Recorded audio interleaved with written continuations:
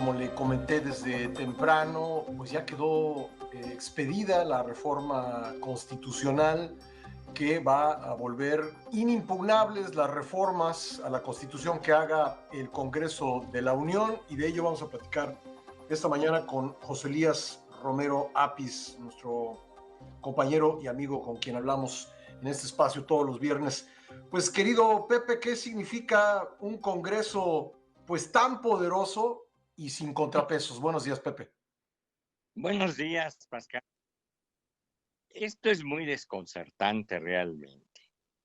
Y es muy desconcertante porque durante 300 años la humanidad se ha esforzado por limitar una lucha que limite el poder absoluto del gobernante. Es decir, que pasemos del gobierno absoluto, en aquel entonces depositado en un monarca, a un gobierno más controlado y menos absoluto, que es el que llamamos ordinariamente el gobierno constitucional. Esta lucha es de cómo limitar los poderes, no ha consistido en quitarle poderes al gobierno, al gobernante, sino en limitarlos. Y la mejor forma de limitación que han encontrado es la de dividir los poderes del gobierno en varias fracciones. Normalmente es en tres, pudiera ser en más o en menos, pero en tres: ejecutivo, legislativo, judicial. El esfuerzo no es automático en resultados, sino que todos los días los gobiernos tienen que esforzarse porque estos poderes no se desequilibren. Las constituciones normalmente tienden a darle más poder a uno. En el caso mexicano, el poder al que tiende naturalmente nuestra constitución a darle más poder es al legislativo. Ya ha habido una lucha muy fuerte durante, por ejemplo, todo el siglo XX por fortalecer al poder ejecutivo frente al legislativo con el afán de equilibrarlo. Si ahora, como estamos haciéndolo los mexicanos, yo diría que imprudente, inconsciente o ignorantemente, es desequilibrarlos dándole un superpoder al legislativo, desde luego peligramos los funcionarios, los ciudadanos. Desde luego peligra para algunos la propiedad privada, para otros como para ti, para mí, pues lo que peligra más grave es la libertad por el riesgo de poder sin juicio alguno. Pero lo más grave pudiera ser que ese desequilibrio de poderes atropellara a otro poder. No les ha costado trabajo y hasta festejan que el legislativo atropella al judicial, pero cuidado.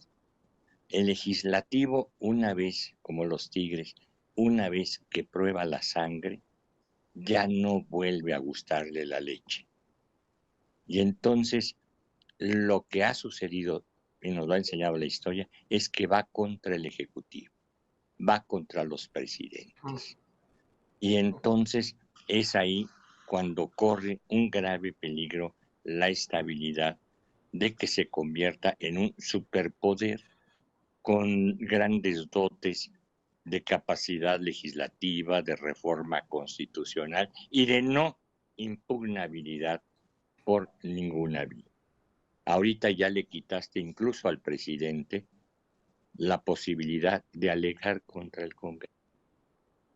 Ya no tiene, le estás quitando frente a una reforma constitucional, no solo el amparo, que pues eso nos lo quitan a los ciudadanos, y tú dirías, pues nosotros somos, en este mundo actual, somos entes de segunda, pero se lo estás quitando, en el caso concreto, al presidente, a la presidenta, a la cual le puedes hacer lo mismo que a los ciudadanos.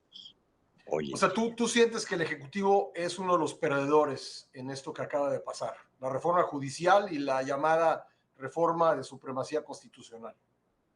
Sí es uno de los perdedores, pero un perdedor que está más en riesgo, Pascal, porque los ciudadanos nos estamos dando cuenta de dónde estamos, pero tengo la impresión de que el Ejecutivo no se ha dado cuenta de dónde está.